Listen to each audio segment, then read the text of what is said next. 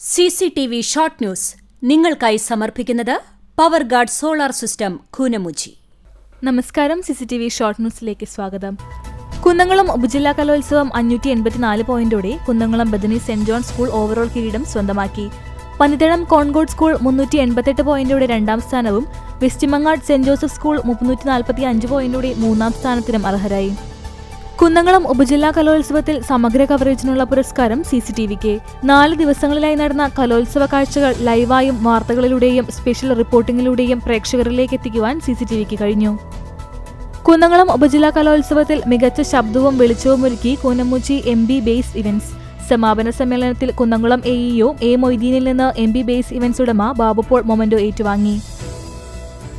കുന്നംകുളം ഉപജില്ലാ കലോത്സവത്തിൽ higher secondary വിഭാഗം മൈമിൽ കുന്നംകുളം മോഡൽ ബോയ്സിലെ വിദ്യാർത്ഥികൾ 1ാം സ്ഥാനം കരസ്ഥമാക്കി.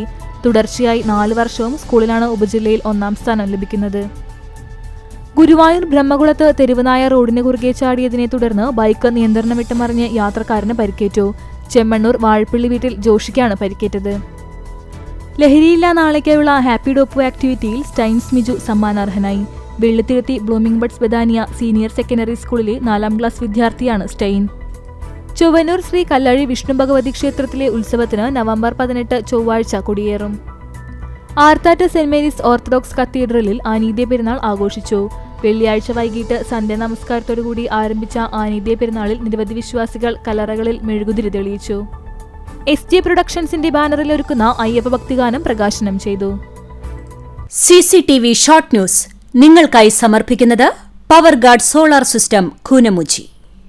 ഇതോടെ ഷോർട്ട് ന്യൂസ് സമാപിക്കുന്നു. കൂടുതൽ വാർത്തകൾക്കും വിശേഷങ്ങൾക്കും ഞങ്ങളുടെ web page, Facebook page, YouTube എന്നിവ സന്ദർശിക്കുക.